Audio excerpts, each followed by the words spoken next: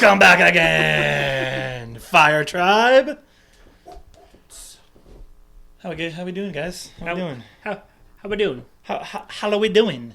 How are we doing? I'm good. You doing? We're doing. I love it. I love it. Game week 30. Game Week week 30. Player picks. It's gonna be good. I'm excited for this one. Are you? I am because Why? we got all the blanks last week, so it's harder to pick around some of these players. We missed out on some of our favorite guys, Crystal Palace players. We loved them, so we couldn't pick any of them. So I'm excited to talk about some of those guys today. But I don't know, man. I'm just loving life right now. Season coming to an end. A lot of the finals are happening. Like, we're getting some of these big tournaments. March Madness for the Americans out there is coming. I'm jazzed about sports St. right Patty's now. Day this weekend? St. Or Patty's yesterday? Day was, technically it was yesterday. We celebrated on the weekend here. Yeah. But technically the real day was yesterday. I'm just jazzed up, boys. I'm just jazzed up. No He Duquesne, jazzed. no Duquesne in the tournament this year. Yeah, our He school's jazzed. not very good. So Your school sucks. Worcester, on the other hand, D3 tournament. It's a big draw. That's a big draw. they are the winningest basketball team in the history of of college. I'm pretty sure. D3 No, maybe? of all That divisions. just can't Yeah. be true. Why wouldn't it be true? How many reasons do you need? Yeah, we can just go through the list. Bring that to us next week. Look that I up. don't Bring it trust to you. us next week. But you have to realize if a team's really good in Division 3, they're probably going to win more games than a team that's really good in Division 1. That just Not doesn't arguing make with sense that. at all. But it Yeah. all is. So it they're all- I just don't. They have the winningest No. percentage. No, I reject your premise. The winningest percentage. No. Yeah, what I reject your premise. highest First winning of all. percentage? You're acting like if Kentucky went down to D3, if Kentucky was in D3, they'd win every game. Worcester is even to that competition. They're getting the same even style players. They're not getting D1 players. on That's their how team. freaking good Worcester basketball was. Okay, I had a guy from my high school go there, and he wasn't Yeah. good. So I Yeah, he didn't play. I hope your friends that went to Worcester are watching. that they're probably like half of the audience. Yeah. So there you go. All right. None of my friends all right, played all right, basketball. All right. Game. Let's talk about our game week 30 team, Dave. Let everyone know where's our thought process going into the week for our Fireside team. Yeah, so some adjustments to the lineup from last week since we have some more people available now. We're going to switch from Sells to Verbruggen in net. Saarbrücken. Verbruggen has Villa at home, Sells has United at home. That one's close, but we're going Verbruggen for now. The back line is going to be Kerkez, Milenkovic, and Munoz. Munoz gets Southampton, Kerkez gets Ipswich. So we like that. Spicy. In the midfield, we did make one transfer. Cooking, boys. We're cooking this week. We did make one transfer. We got rid of Savinho after his goose egg and brought in Ismaila Sarr, again, for that game against Southampton. Saul is back for us, which is nice, and he joins Kluivert, Matoma, and Mbuemo in our 3-5-2, and then Wood and Holland up front, and we're going to captain Holland at home against Leicester, since they're bad. Choo-choo, Chris Wood, please. Choo-choo. Please this week, And choo-choo. choo-choo train. No, So that's good. that's I love likely what it'll be, but Yeah. since there's an international break, there's some time. that. A But lot of time. that's what we're doing Yep. for right now. That's where we're at right now as a day of recording. That's what we're going with. Like you said, a lot can change. We're really gearing up for the wild card week, though. That's we're holding on to some of our transfers. We're not doing crazy moves because we want to wait for that wild card week, which could be next week. Before game week 31. Yeah, Probably, So- but that's TBD. TBD. Yeah, TBD, don't rush us, depending on the man. schedule. I would Don't never rush rush us. All right, Dave, get it going again on the transfers. I'm guessing. Back to you, Dave. I'm going to assume there's not a lot to talk about considering we're about a week and a half out Yeah. from even having any games. Yeah, But we're recording this, way in advance of when game week 30 actually happens, so this stuff will change. So I'm not going to spend a lot of time on it. But Bruno, as last week, he is the number one transferred in player so far. He's been cooking. Big returns in his last four. Marmouche is number two. The Moosh is Loosh. no, He's- Loosh is loosh. the Egyptian prince. That's what we go. I like that too, though. I like both of those. Actually. Moosey. He scored, and they play Leicester, like we mentioned, so that one makes a lot of sense. Also got an assist off that He PK. did? He did. Mhm. And then a bunch of guys. Nikola Milenkovic, a goal and an assist for Forest. He's on the ins list. And then a bunch of guys who are coming off of their blank game week. Salah, Sarr, Munoz, Alexander Isak, after he scored the winner against Liverpool in the cup final. What game? What a game. What a win for them. You could say they got burned. I see what you did there. You like that?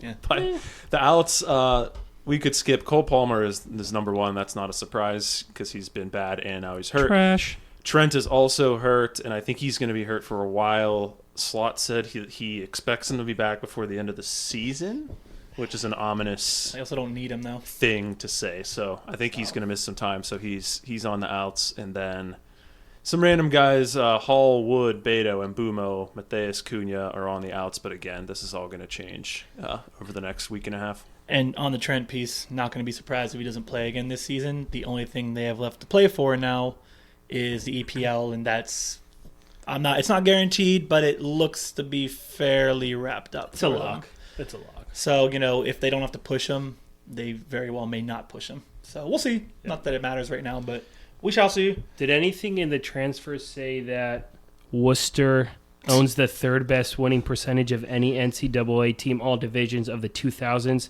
with a success rate of 812? Win percentage? Let me look. Did you just create a Wikipedia page and write that in just now? That's how good I am. That's impressive. Oh yeah, it did say down here at the bottom that. Hold on, I can't read it. It says, "Oh, I didn't ask." That's right. Oh!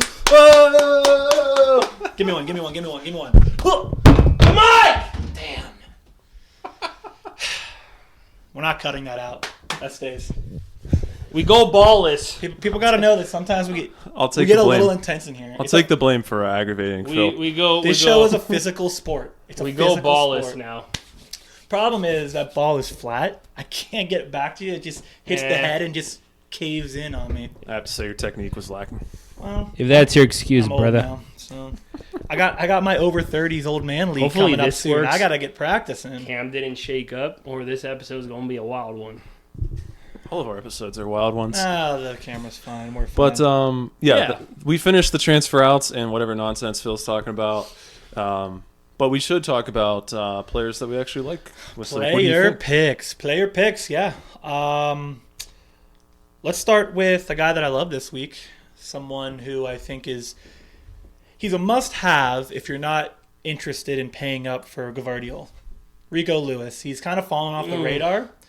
So he's fallen off the radar for good reason. I think he had a nice run, but hasn't really done much since. He's playing Leicester, though, and we have now found out that they are the worst offensive team I've seen in a very long time. And maybe they score a goal. If they do, that's fine. But statistically, this is the best chance for any team at a shutout this week. I think he's got the cheaper price tag, too. Yeah. I don't foresee him scoring a goal or getting an assist. Maybe, but I doubt that happens. It's really a shutout play, like we did with De Ligt last week. Yep.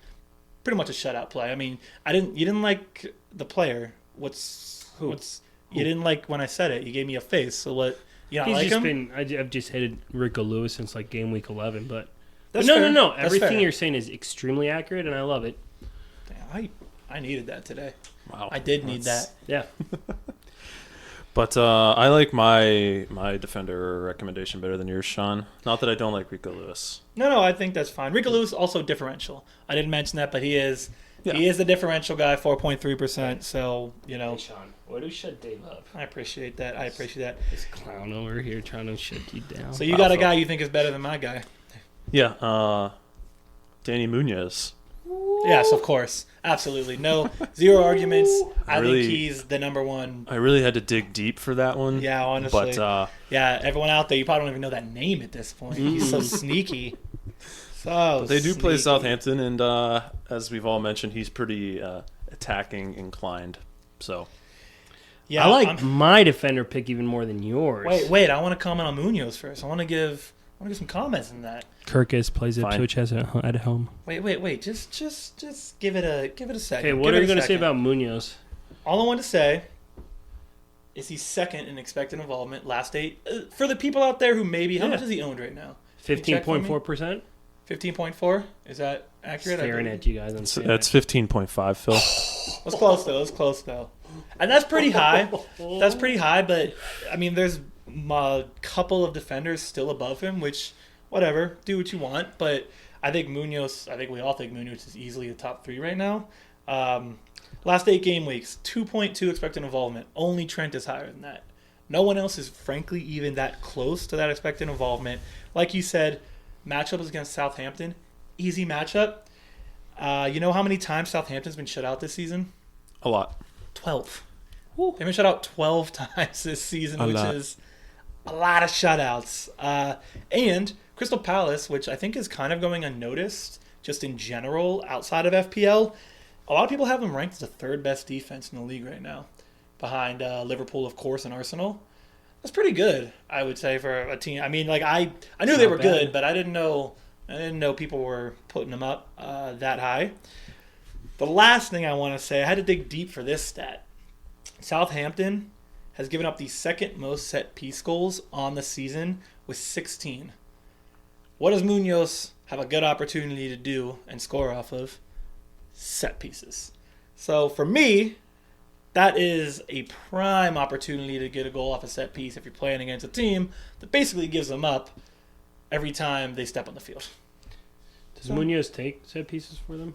Well, no, but I'm saying he'd be, if we're talking corners, if we're talking, balls into the box. Some. Does he actually take some? Set even better. Corners. Oh, Corners, yeah. Some. But I like all Palace assets, like Henderson, Gay, Mateta, if he's back. Even if you want to go really differential and go with Eze, they're all pretty viable this week. All right, Phil, I cut you off. No, it's okay. We got one more defender we want to talk about. Stats. We got one more defender to talk about on the ends here. Go for it. I mean, it's another obvious one. It's Kerkez. They play Ipswich at home. He has 3 games in a row with an assist.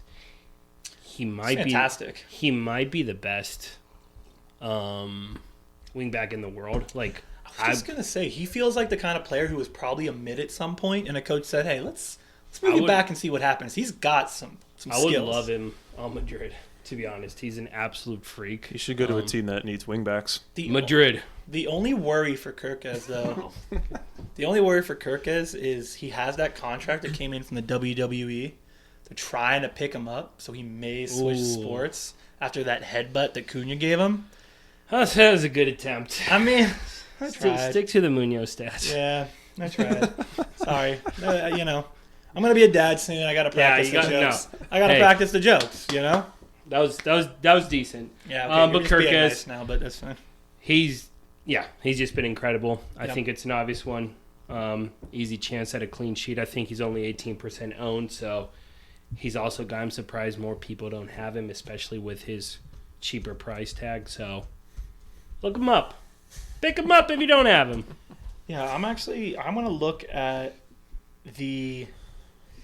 I'll look it up while we're talking. I have a chart that I use sometimes. I want to see the ownership numbers, the percent owned for some of these players. Like, we're talking Kerkez, Munoz, and these guys aren't even in the top 3, I don't think, of defensive players owned right now, which is kind of nuts, crazy to me.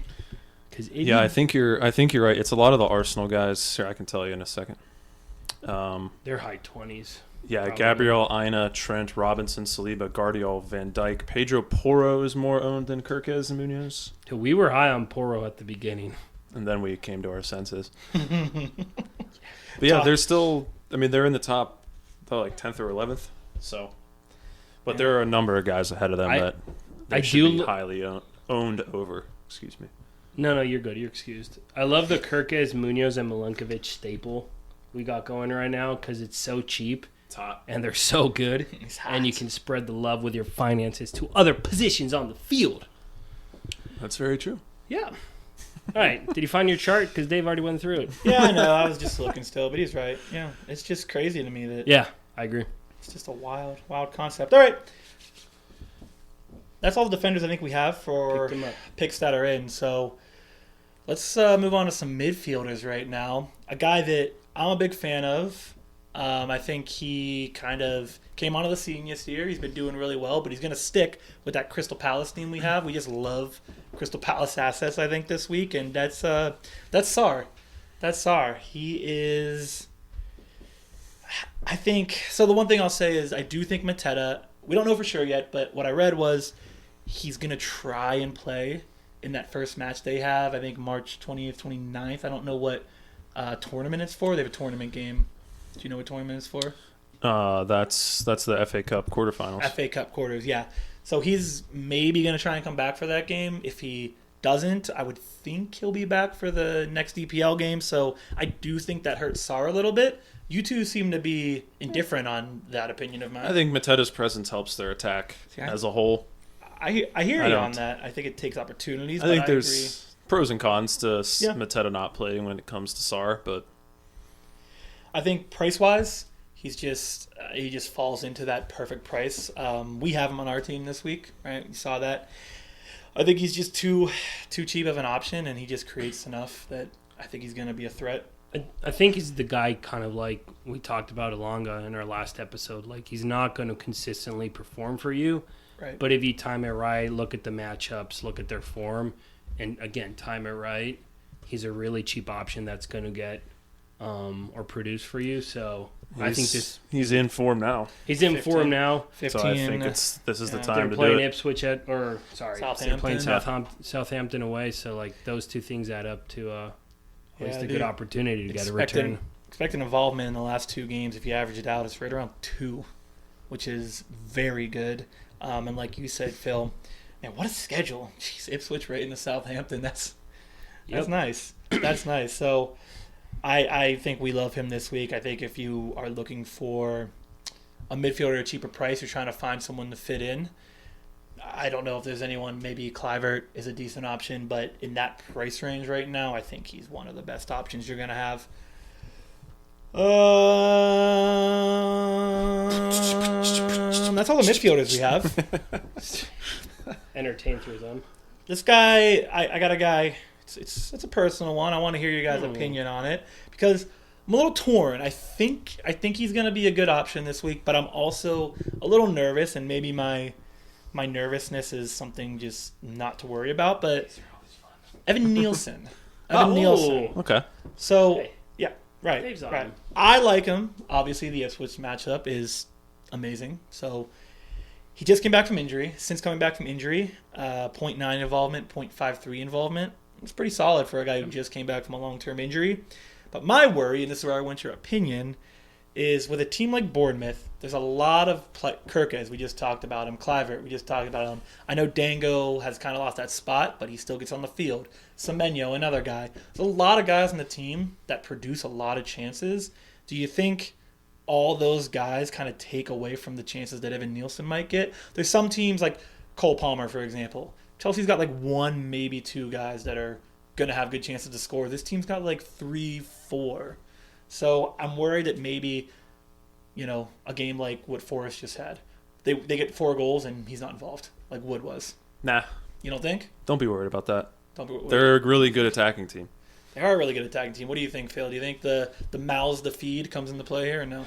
I think when it comes to forwards, not as much. If you were talking to me about a midfielder, then that's when you get a little more nervous because just depending on the game, a midfielder might sit a little more back or be a little more forward, just be more in tune with the game. But when you're that, number 9 guy or that forward guy for a team and you're their number 9, I don't think you can worry about that too much because you're going to be the guy who's closest to the goal 99% of the time. Yeah. All right. Yeah, he's the number 9 on a good attacking team with a great matchup.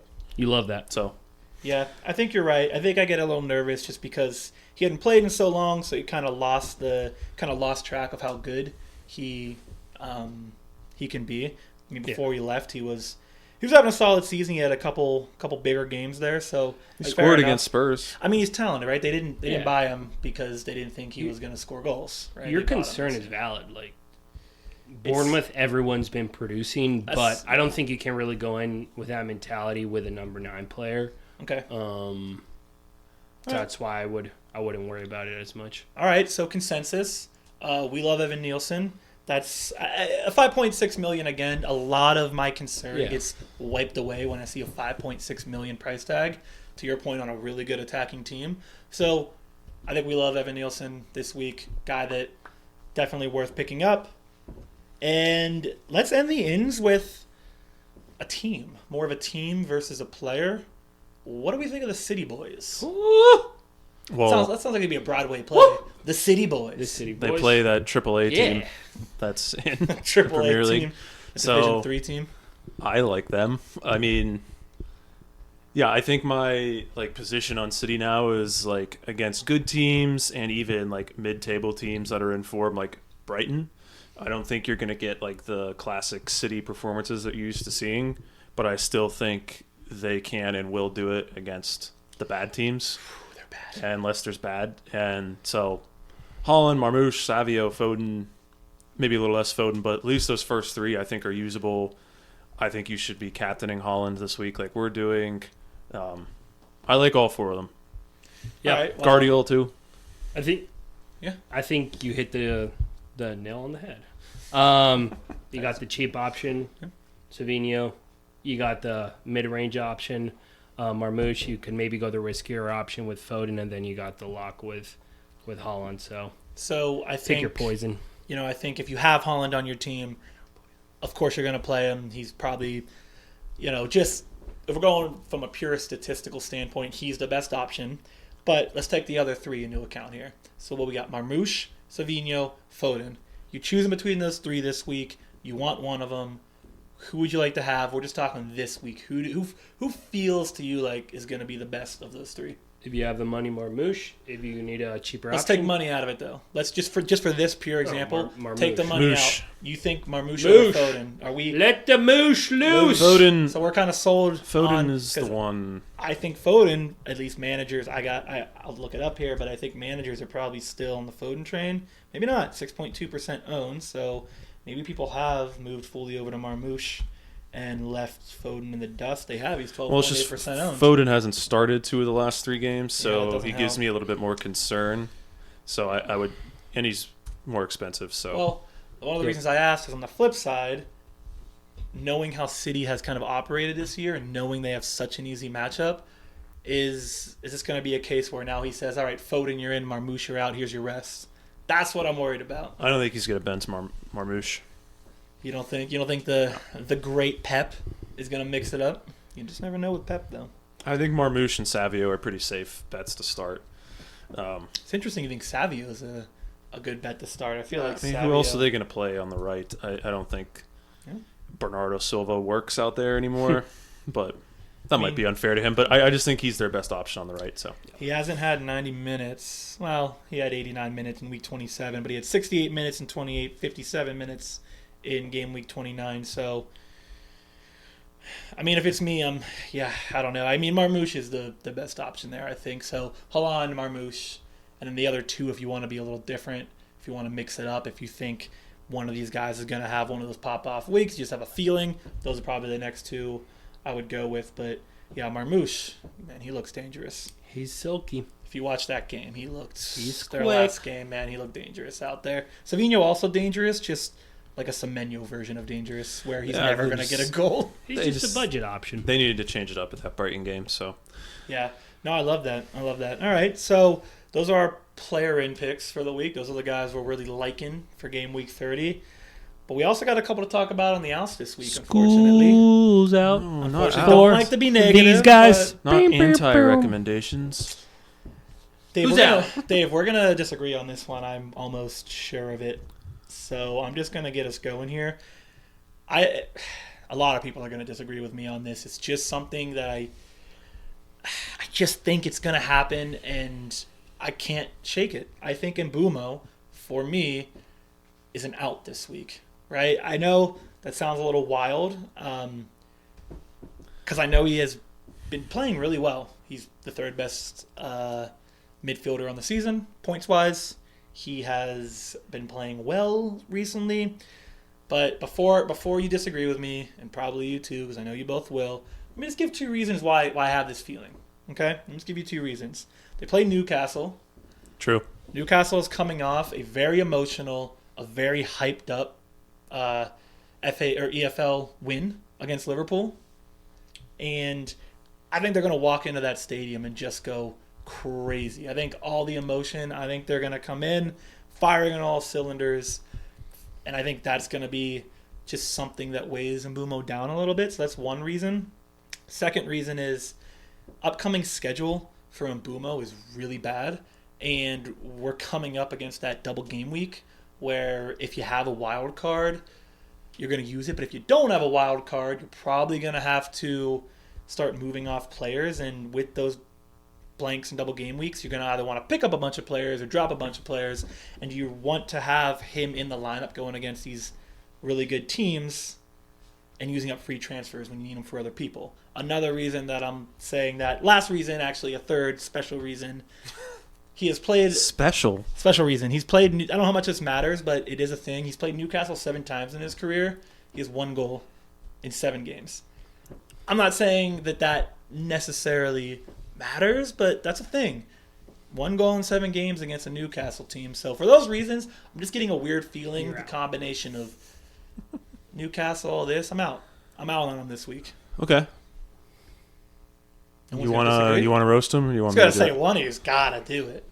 Well, I disagree with you, and actually we skipped him, but I'm glad we did. One of my recommendations for this week is Yohan Wissa.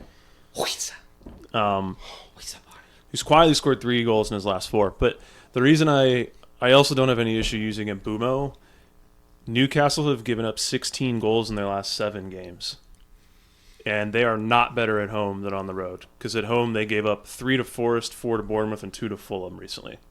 So, Brentford's schedule isn't great coming up, but, I don't have any issue playing Mbuemo against them. I don't think their emotional high is going to last for another 2 weeks until they play their next game in the Premier League. Wissa and Mbuemo are both in form. Their connection, between the two of them looks really good right now. So I think if you have Mbuemo, which we do and I do, we're going to stick with him. And I think if you don't have Wissa, I think he's a nice sneaky under the radar play this week. And they play Chelsea next week too, game week 31, which I don't care about. So I think Wissa is my sneaky wreck of the week. One thing to do then. There's one thing to do. Shake on it. I'll let the people decide. If you're watching out there, tell us who's right on this one. You think Mbuemo's going to kill it this weekend? You think he's going to be a little shaky this weekend? Let's see what they say. Newcastle are not as buttoned up defensively as they were early in the season. Maybe we throw a Twitter poll out on that one. See what people think. Everyone's going to say, I can fix why that. the heck are you throwing a Twitter poll? This is the dumbest thing I've ever heard. If you don't put the context behind it I gave you, it does sound kind of dumb. But with the context... With the context, it's a thing. It's a thing. All right. Got to put my glasses on because I'm old, remember? Yeah, you can't see good. I Beto, you guys don't know who's next on the outs. I don't even want to be around. Phil, can you take it over, man? I gotta go. I got somewhere to be. Beto, it's kind of a bittersweet one because he has been one of the best performing cheap forwards out there for Everton. If you look at the last 5-6 weeks, he's up there in most FPL points. But he's hit that point where his fixtures do not look great. They play Liverpool away. I just don't think he's someone you would probably want on your team for this game. So for that reason, even though he is on an up, unless you can, I'm pretty sure the next fixtures are crazy too. So I was going to say, if you want to bench him for this week and play him next week, no. Get rid of him. We talked about it last week. He had 2 more, or the week before, he had 2 more good games, and then it's miserable. So get Beto off your team. He did great for you if you had him over the last 6-7 game weeks, but it's time to say goodbye. I'm seeing red right now. Yeah. Liverpool, Arsenal, Forest, City, Chelsea. That's a lot of red on the schedule. People were wondering why Everton was doing okay, probably because they were playing trash cans of teams. They still have Ipswich and Southampton left, though. So get him back up in 4 or 5 weeks. But at this point, say adios to Beto. Adios. It's just not going to be smart. There's other better options out there. I think that's... See you later, Precious. Yeah, that's absolutely a move. And he's 7.7% owned, which for a player with a schedule like that on a team that's not that great, that's kind of a high percentage. So wouldn't be surprised we see more people moving off him. But I'm with you. I actually have him on my team, and I'm trying to find... I'm either going to bench him or I'm going to find a way to move off. But I'm with you. I'm not playing him this week. You got to do something. You got to do something about that. You got to move with it. So we're going to go Similar theme here to end it off. We're going to go with a team rather than a player. I think I know what team it is. City. No, we already did City. Come on. Our last- That would confuse people. Our last anti recommendation is all Arsenal attackers. The Zaganas. You're going to make Ryan. You know Ryan? You're going to make Ryan very upset Sorry, with Ryan. this one. Sorry, Not Ryan. going to be happy. Turns out it's hard to score goals if you don't have forwards. It's not your fault. But yeah, not your they fault. just. We all were like, which one of these Arsenal attackers that are going to play more now that everybody's hurt do we want? And the answer turned out to be not really any of them. I know Marino scored last game, but it was some fluky flicked header at the front post that floated in the back He was post. definitely trying to play it back across. He was not trying to score that. Yeah, so I just don't want any of them. They have not looked good at all unless they're playing PSV. They didn't really pose a huge threat to Chelsea. As a team, they were only 0.7 expected goals in that game. And in it's been 5 games since all their forwards were hurt. In those 5 games collectively, their team expected goals is about, like, depending on which player you use, it's about 6.75, which is really bad. For reference, Brighton over the last 5 games, Brighton's around 12 with their players that play all the minutes. Yeah. Liverpool's in the 10s, Palace and Bournemouth are in the 9s, even Chelsea's at like 8. So it hasn't been good going forward for Arsenal. So I don't want any of those guys, even the cheap ones. And let me see. While he's looking at that, Phil, could you be any more happier hearing this? So, no, actually, no. But finish off. No, I was just say they play Fulham, and Fulham have been pretty solid defensively lately too. So Yeah, they have. don't want any of the Arsenal guys. I'll say in the EPL, they're going to score goals. You just don't know who's going to score. So anyone you pick up, to Dave's point, it's going to be risky. I think the other thing is they're pretty locked in they should be locked in for a Champions League spot unless they completely mess it up. So I don't think their focus is going to be as much in the EPL over the next month, but focusing on the Royal Whites, the best team in the history of football. At least I just think UCL football. they're going to take their foot off the gas pedal in the EPL for a bit. So that's another layer to why Arsenal just suck us without Saka. Saka might be back for that UCL game, though, so watch yourself. Yeah, someone will kick him and hurt him, and the ref won't do much about it. No, you lost all those players. Ramos is gone, man. Have you seen a You don't got. There's no one to break arms anymore. There's plenty of guys to break arms on that team. Trust me. Trust me. All right, that's all we got for you today. No questions, so we'll wrap it up here. I think it's a good wrapping point. I think we Wrap talked it up, about a lot baby. of players. So, as always, find us on Instagram, X, Twitter. just gotta let them have it, and Spotify. Also YouTube. Obviously, if you're not watching us on YouTube right now, if you're listening on Spotify, find us on YouTube. And if you do, make sure to comment, like, subscribe. I mean, it's super duper Free. free. Do you know what that means? It doesn't cost you It anything. doesn't cost a thing. In a world of high inflation, don't cost you a thing. So you got to take those opportunities when you get the chance. I agree. Well said, man. Yeah, no problem. Yeah, leave the comments on the YouTube video.